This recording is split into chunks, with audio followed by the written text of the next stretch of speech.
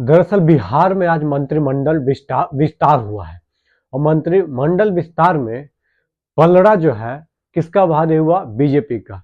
दरअसल टोटल मंत्री जो पहले 30 थे बढ़कर कितना हो गया? 36 हो गया। दबदबा किसका हो गया? 13 थे जेडीयू, 13 जेडीयू के पास, आपको हम के पास एक है, एक निर्दलीय है, और बाकी जो है 21 किसके पास है? बीजेपी के पास। दरअसल 7 जो मंत्री जिन्होंने आज शपथ लिया, पहले मैं बता देता हूं। कृष्ण कुमार, जीवेश मिश्रा, संजय सरवंगी, मोतीलाल प्रसाद, विजय कुमार मंडल, सुनील कुमार, राजू कुमार सिंह, जिसमें कहा जा रहा है कि 3 पिछड़े हैं, 3 अति पिछड़ा है, सॉरी दो या 3 अति पिछड़ा, 2 सवर्ण है, 3 2 5 2 7, और अच्छा 3 3 6 और 1 सवर्ण। दिलीप जायसवाल को मंत्री पद से हटा दिया गया है। ठीक है।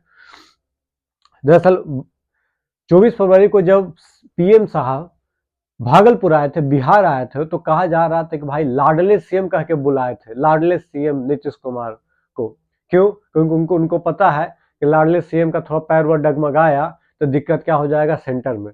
लाडले सीएम तो कहे, लेकिन क्या लाडले सीएम को लाडले की तरह ट्रीट किया जा रहा है?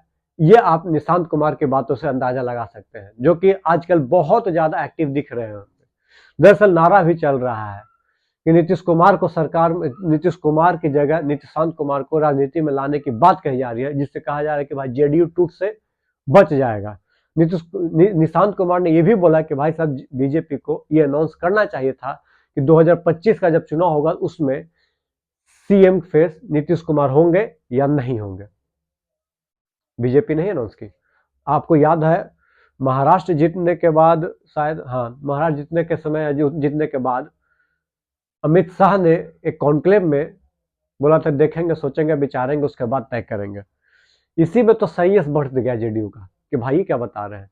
चलिए सब इंतजार कर रहे थे, कोई बात नहीं, अमित शाह नहीं बोले, मोदी जी आएंगे तो बोल देंगे, पर मोदी जी भी नहीं बोला।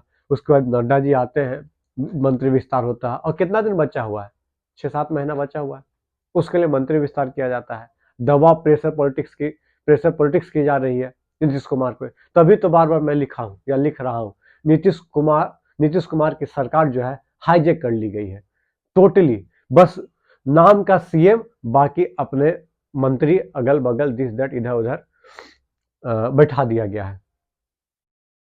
दरअसल हरियाणा जीतने के बाद, महाराष्ट्र फतह करने के बाद और दिल्ली में किलेबंदी करने के बाद बीजेपी का जो कॉन्फिडेंस लेवल है 7वें आसमां पे है। होना भी चाहिए। लगातार आप 3 चुनाव जीत जाओगे, एक जगह 0.5% से, एक जगह तो एक तरफा लैंडस्लाइड आ गया था, और दिल्ली में भी एक तरफ से लैंडस्लाइड बोल दिया जाए तो गलत नहीं होगा।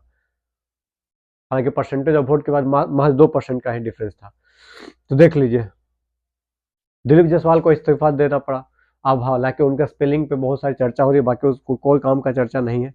चलिए अब बात करते हैं बिहार शरीफ पिछड़ा जाति से, कुशवाहा जाति से सुनील कुमार, दरभंगा में पिछड़ा जाति संजय सवरगी, अति पिछड़ा से मोतीलाल प्रसाद, और राजकुमार सिंह स्वर्ण जाति से हैं, और एक जीवेश मिश्रा भी स्वर्ण जाति से है। यह है, और एक आध दो और भी हैं।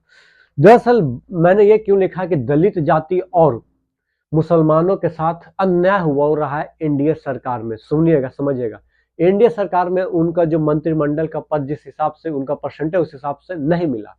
कैसे बताते? सबसे पहले मुसलमानों पे चलते हैं। मुसलमान का परसेंटेज है, कहा जाता है कि 18% मुस्लिम है। आपको कहा? बिहार में। 19% दलित है, अति पिछड़ा कहा जा रहा है 36% है, ओबीसी 27% और जनरल 15%। जनरल 15% है, उसको 11 मंत्री पद मिला है। ओबीसी 27% है, उसको 10 मंत्री पद है। देख लीजिएगा। 36 है, क्या बोलते हो, अति पिछड़ा परसेंट, और उसको मंत्री पद महज 7 मिला है। बताइए, सबसे ज्यादा है 36% को मंत्री पद 7 मिला, अति पिछड़ा। इसी का तो बात राहुल गांधी बार बार बात करते हैं। दलित की बात करते हैं, दलित 19% है। 15% कहा जनरल था, दलित 19%, उसका जनरल का 11 है और दलित का मात्र 7। वहीं पे मुस्लिम 18% है। एगो सबका साथ, सबका विश्वास का जो चर्चा करते हैं, इसी लिस्ट के साथ आप देख सकते हो कि क्या हालत है। 31% जनरल का है, बाकी 28% मंत्री पद है, 19% अति पिछड़ा पद बनाया गया है। बताइए, तो क्या अन्याय नहीं हुआ है? और यहीं पे नीतीश कुमार बैकफुट पे नहीं चले गए। जो अति पिछड़ा और मुसलमान की बातें करते हैं, अल्पसंख्यक की बातें करते हैं, वो टाटा फिश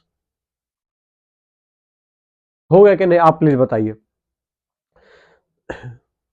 दरअसल लाडले सीएम को बोल तो दिया लाडला सीएम है, लेकिन लाडले सीएम की तरह ट्रीटमेंट नहीं लग रहा है, बिल्कुल भी नहीं।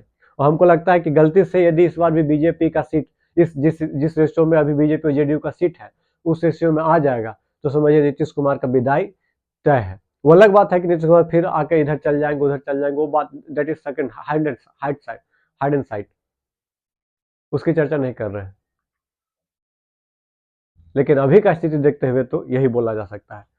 अब बिहार में कुशवाहा जाति को खुश रखना है, सबको खुश रखने का, लेकिन राहुल गांधी इसलिए तो बहुत बोल रहे हैं कि जिसकी जितनी हिस्सेदारी उसकी उतनी भागीदारी की जो चर्चा करते हैं उस पे बिल्कुल भी ये अच्छे नहीं है। मंत्रिमंडल का विस्तार हुआ उस पर बिल्कुल भी सटीक नहीं बैठ रहा है।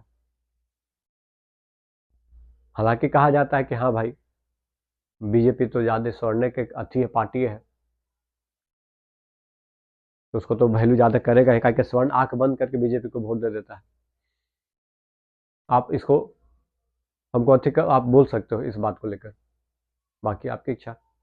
चलिए, इस मंत्रिमंडल से आपको क्या लगता है प्लीज कमेंट बॉक्स में कमेंट कीजिएगा। मैंने अपने भाव रख दिया, अब अपने भाव अपने अंदर की बात बताइएगा। धन्यवाद।